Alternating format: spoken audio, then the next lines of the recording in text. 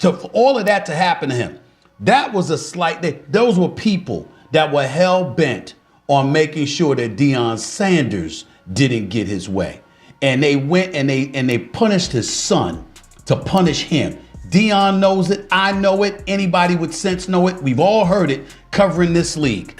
This is why Deion Sanders is hated by some people, because he was the greatest. And he told you so. And then went out there and showed you show. And you were helpless to do anything about it. Stephen A. Smith is back, and he's not pulling any punches. He's taking aim at the mess surrounding Shedeur Sanders and the Cleveland Browns, and his take is explosive. According to Smith, this isn't just about bad coaching decisions or typical NFL politics. This is about discrimination, plain and simple. Smith is calling out Browns head coach Kevin Stefanski directly, accusing him of deliberately keeping Shedeur Sanders off the field. But why would a head coach intentionally bench one of the most talked about young quarterbacks in football? Smith has a bold theory. Stefanski is afraid of what happens when Shedeur finally gets his chance to play, because once that happens, the whole league will see that this talented black quarterback might actually be better than Dylan Gabriel, the guy Stefanski seems to favor. Smith isn't alone in thinking something off. Fans across social media are saying the same thing. Stefanski is showing clear favoritism, and it has nothing to do with who's actually performing better on the field. Kevin Stefanski full of shit. That's the type of coach that you talk about instilling confidence into your players. How do you think that makes Shedeur feel? I don't know who the backup is. Yeah. You got to be kidding me. You really gonna bring up Bailey Zappe from the practice squad and make him the backup over me and I've been on the active roster? Either Kevin Stefanski thinks Shedeur Sanders is Magic City parking lot, straight ass, or he just don't like him. The breaking point came when Stefanski made a shocking announcement. Bailey Zappe would be the backup quarterback over Shedeur. The excuse? An injury concern. But nobody's buying it. Stefanski told reporters he doesn't want to risk younger players, but his actions tell a completely different story. Look at Quentin Judkins. He didn't even finish training camp, yet he's already getting real playing time and making plays. So if Judkins can get his shot, why is Shedeur being held back? What's really happening behind closed doors in Cleveland? Stephen A. Smith didn't hold back. He tore into Stefanski's confusing handling of the quarterback situation, calling the decisions contradictory and deeply suspicious. When Stefanski benched veteran Joe Flacco, everyone assumed it was finally Shedeur's time to step up as the backup. Instead, Stefanski kept Flacco as QB2, pushing Shedeur further down the depth chart. Now that Flacco's gone, you think the path will be clear. But somehow, Bailey Zappe has jumped ahead of Shedeur, and fans are furious. Smith called the move completely unacceptable and said it reeks of a hidden agenda. The tension in Cleveland is thick, and people are starting to wonder, is this really about football, or is it personal? The accusation of racism might sound extreme to some, but Stephen A. Smith says it shouldn't be surprising. Racial issues have been part of the NFL's DNA for decades. The league has been criticized for years about how it treats black coaches and players.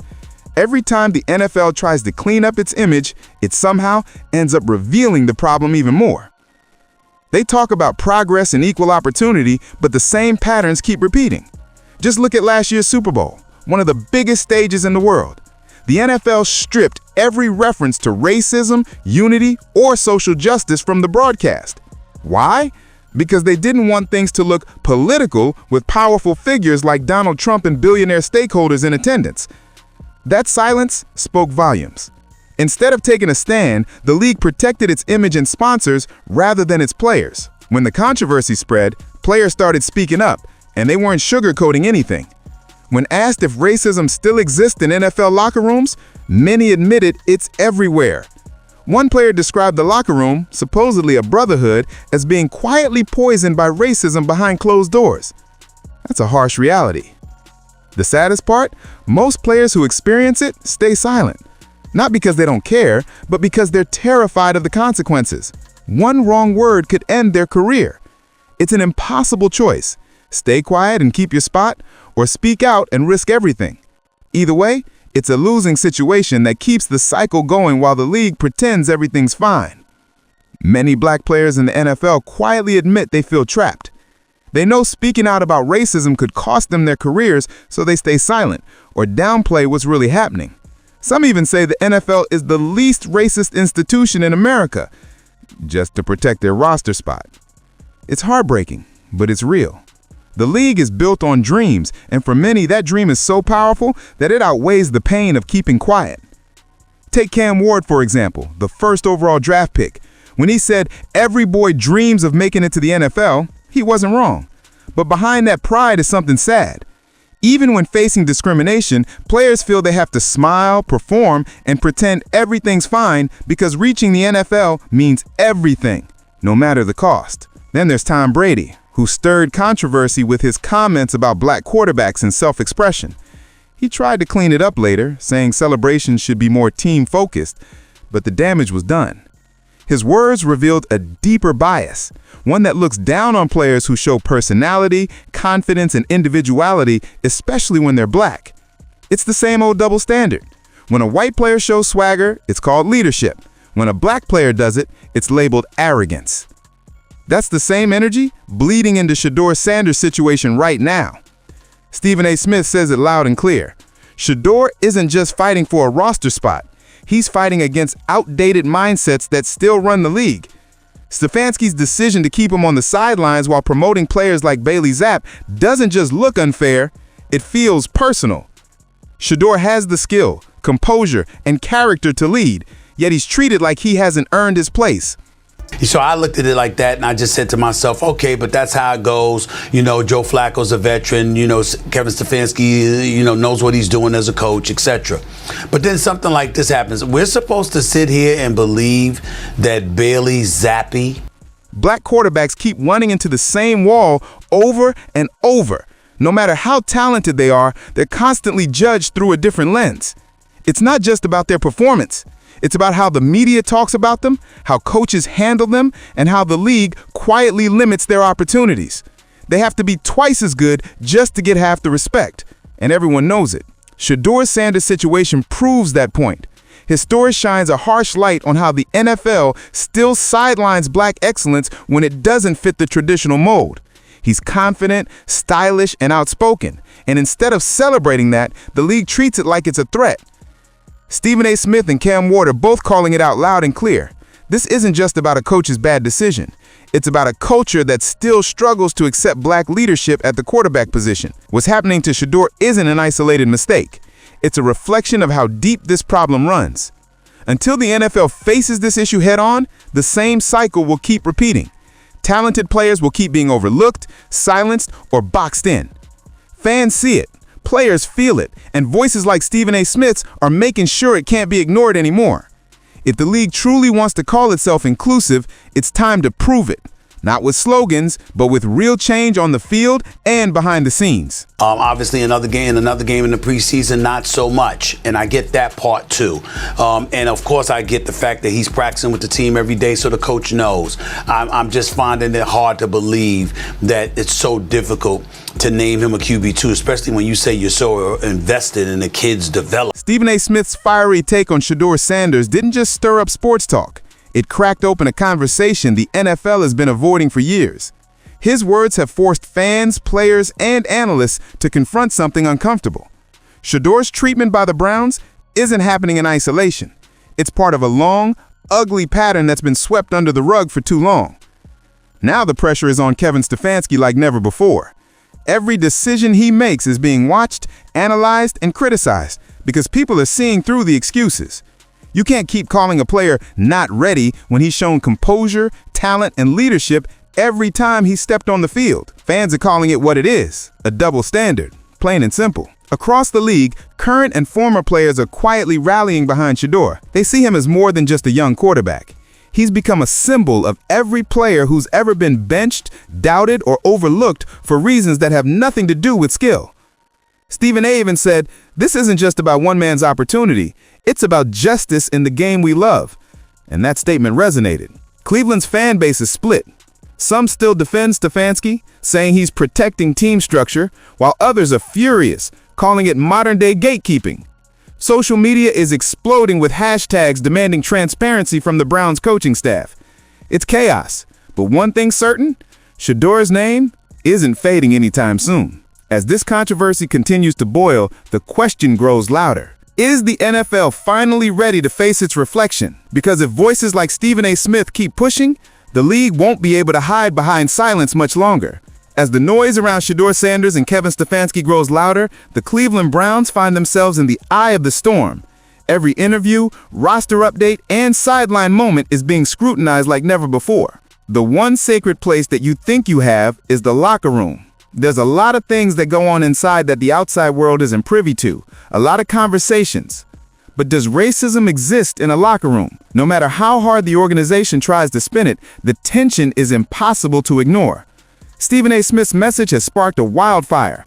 Fans are demanding accountability, while insiders whisper that even some players in the locker room are questioning Stefanski's choices.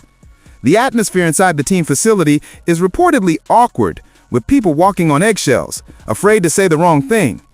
Some sources claim that Shedeur's energy, calm but determined, is starting to win over veterans who once stayed quiet.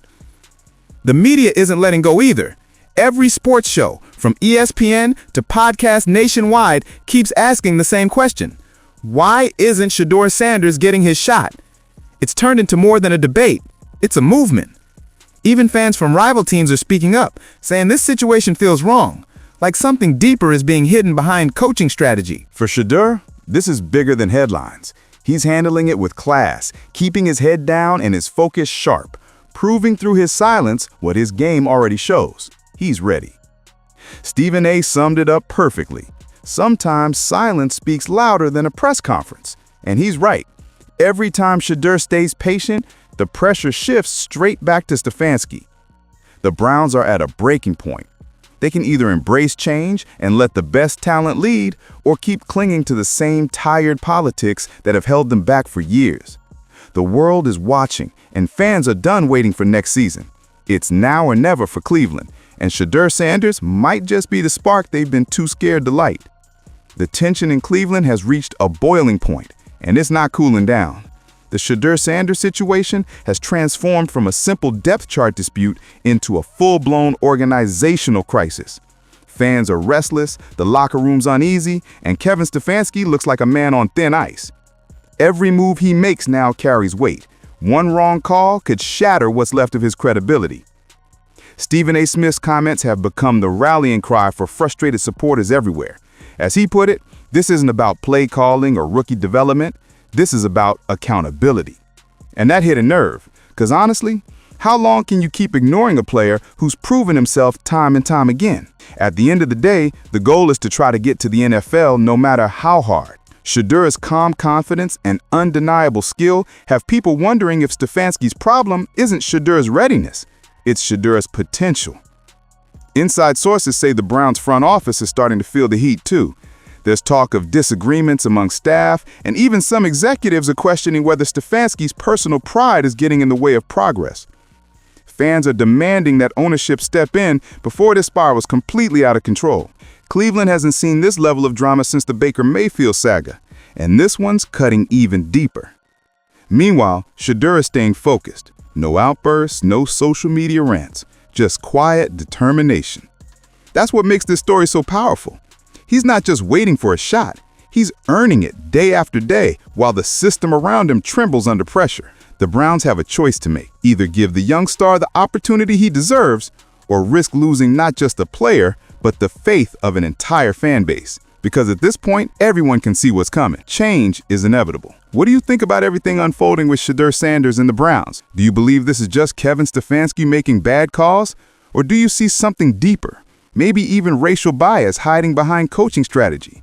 Because honestly, it's starting to look like more than just football politics. Do you think Shedeur's lack of opportunities is just bad timing? Or is it a reflection of how the league still treats young black quarterbacks who refuse to play by old school rules? The ones who show swagger, confidence, and individuality. The ones who don't shrink themselves just to fit the system. Shouldn't they be held to the same standard as their white counterparts, instead of being labeled as too flashy or not ready? And what about the league as a whole? Do you think the NFL is really tackling racism the way it claims to? Or are we just seeing polished PR statements while the real problems stay buried? Fans are watching closely now. and they're not staying silent anymore. The pressure is real, and it's growing louder every week. This situation with Shedeur isn't just about one quarterback. It's about the bigger conversation the NFL keeps dodging. The question is, how long can the league ignore it before players and fans force real change? Drop your thoughts in the comment. We want to hear your take on this. Do you think this is about talent or something far more personal? Make sure you like, subscribe, and share.